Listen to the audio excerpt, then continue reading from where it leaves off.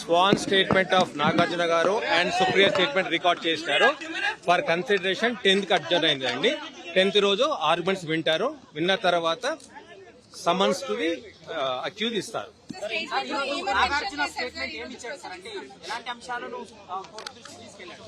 ఏదో defamatory statement Konda Surekha గారు ఇచ్చారు కదా, ఆ statement his family reputation damaging statement ఇచ్చినారు. దానికి గాను డిఫెమేషన్ కేసు ఇచ్చినారు. ఓకే, ఇవాళ ఒకరే నాగార్జున గారు ప్లస్ 1 విట్నెస్ స్టేట్మెంట్ రికార్డ్ చేశారండి. ఇవాళ ఫర్దర్ కన్సిడరేషన్ కోసం 10th రోజు అడ్జర్న్ అయిందండి. అమలా గారు ఫ్యామిలీ సపోర్ట్ కు వచ్చారు, అంతేగాని షీఈ్ నాట్ ఎ విట్నెస్ అండి ఈ కేసుకి.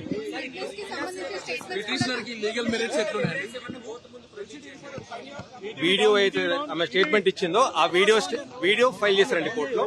ట్రాన్స్క్రిప్ట్ కూడా ఫైల్ చేశారు. On 10th, if the court is satisfied that the criminal case is made out, court will issue first notice, pre-cognizance notice issue చేస్తారు. పిటిషనర్ కి లీగల్ మెరిట్స్ ఏమున్నాయి?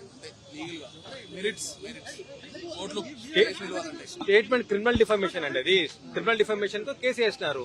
If it is proved she has to face consequences, punishment ఉంటుంది దానికి.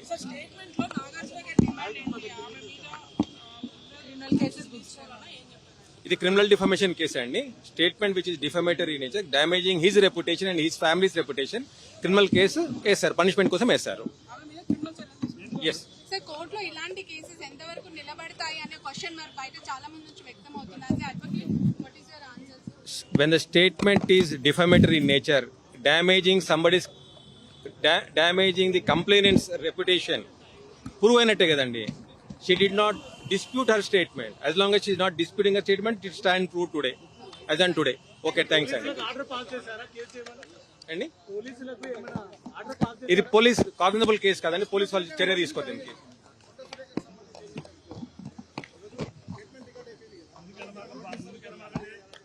10th రోజు అవుతుందండి. Next step 10th రోజు కోర్టులు చేస్తారు.